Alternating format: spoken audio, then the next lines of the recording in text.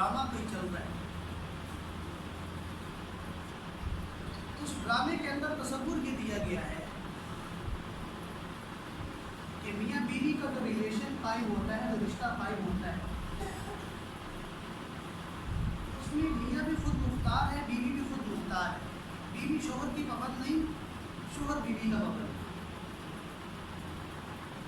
اگر بیوی چاہے تو وہ شوہر کو اپنے قریب آنے سے روک سکتی ہے۔ یہ ذہن سازیاں ہمارے گھروں میں میڈیا کے ذریعے سے کی جا رہی ہیں۔ یہ سب آپ کا ہے، یہ ذہن سازی ہو۔ آپ اپنی زندگی کے خود مالک، آپ اپنے جسم کے خود مالک ہیں، یہ ذہن سازی ہو رہی ہے جو فتنے کا ذریعہ بن رہی ہے، جو دین سے دوری کا ذریعہ بن رہی ہے۔ حدیث میں آتا ہے، رسول اللہ صلی اللہ علیہ وسلم نے ارشاد فرمایا کہ میری امت پر ایک زمانہ ایسا آئے گا کہ میری امت پر فتنے ایسے امڑ کر آئیں گے جیسے آسمان سے بارش آتی ہے۔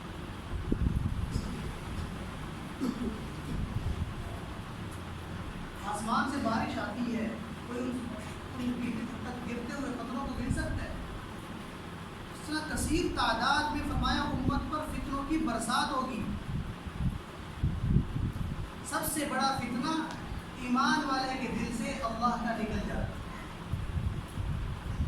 جو انسان کو اللہ سے دور کر دے، جو دین سے دور کر دے، جو ایمان کے ماحول سے دور کر دے، جو اعمال کے ماحول سے دور کر دے، جو انسان کو غفلت کے ماحول میں لے جاتا ہے۔ یہ سب سے بڑا فتنہ ہے، اور اس فتنے پر ذہن سازی ہو رہی ہے۔ نہیں بھائی، تمہارا ہے، جیسے چاہو اختیار ہے تمہیں، کبھی تحریکوں کے ذریعے سے، کبھی پروگراموں کے ذریعے سے، کبھی ٹی وی ڈراموں کے ذریعے سے۔ حالانکہ مسئلہ تو اب شرعی مسئلہ کیا ہے؟ اب تو کوئی دیندار ہو، ڈرامہ لکھنے والا بھی کوئی ہوتا ہے جو اسکرپٹ لکھتا ہے۔ اب اگر ذہن کے اندر کوئی دین کا تصور ہو، کوئی اللہ کے ہونے کا دل میں کوئی یقین ہو، کوئی پتہ ہو کہ ہمیں کسی نے پیدا کیا ہے، ہمارے لیے اللہ نے کسی کو رول ماڈل اسوہ حسنہ کے طور پر پیدا کیا ہے، ہمارے لیے ایک رہنما موجود ہے، ہماری ایک زندگی کا دائرہ کار طے ہے، اگر بھی پتہ ہو، کبھی بھی وہ ایسا تصور لکھ نہیں سکتا۔ لکھنے والے کے ذہن میں پہلے کیا آتا ہے؟ تصور آتا ہے، تبھی تو وہ قلم پہ اترتا ہے نا۔ اب اس کے ذہن میں تصور آیا کہ بھی ہم ہیں، ہم جو کچھ چاہیں کر لیں، ہماری مرضی ہے۔ اور وہ فرمانے لگا کہ اس ڈرامے کے جو ویوز ہیں وہ ملینز میں، یعنی کروڑوں سے اوپر دیکھنے والوں کی تعداد اس کو پہنچ گئی ہے، لوگ اس کو شوق سے دیکھ رہے ہیں۔ نمازیوں کی تعداد 3-4 ہے، اور ڈرامے کو دیکھنے والوں کی تعداد کروڑوں میں پہنچ گئی ہے۔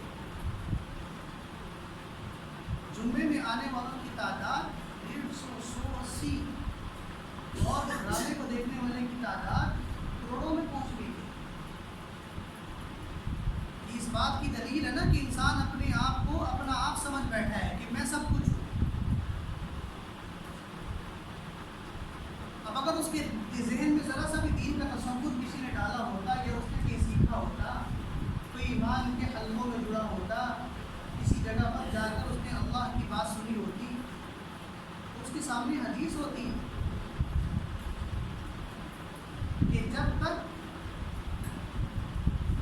جب شوہر چاہے بیوی کے قریب آنا اور بیوی منع کر دے، اور شوہر ناراض ہو کر دوسری طرف چہرہ کر کے سو جائے، حدیث میں کیا آتا ہے کہ ساری رات اس خاتون پر جو اس کی بیوی ہے، اللہ اور اس کے فرشتے لعنت کرتے رہے۔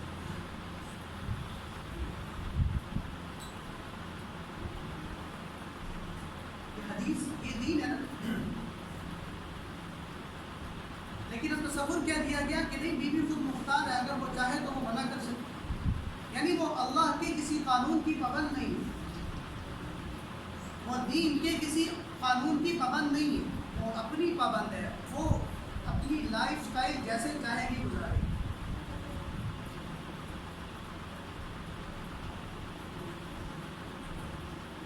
اب شریعت کا مسئلہ تو یہ،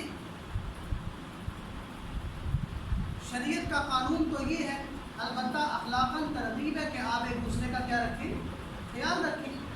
اگر بیوی تھکی ہوئی ہے اور اس کا دل نہیں چاہتا تو شوہر اخلاقاً اس کا خیال رکھے کہ میری بیوی ہے کہیں جائے گی تو نہیں، ادھر ہی رہنا اس نے، لیکن اخلاقاً اس کے آرام کا کیا رکھے، خیال رکھے۔ لیکن یہ اخلاق بھی تب آئیں گے نا جب زندگیوں میں دین ہوگا۔ جب زندگی دین سے خالی ہے تو یہ ان اخلاق کا تصور بھی ہے۔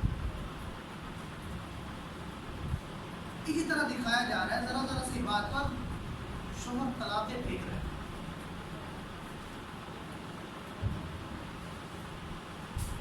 بیوی نے صرف یہ کہا کہ میری آپ کی والدہ سے مجھے یہ مسئلہ ہے، کہنے کا انداز اس کا غلط تھا۔ ادھر دیکھ، بیٹھ نہیں، ادھر میں بیٹھا ہوں،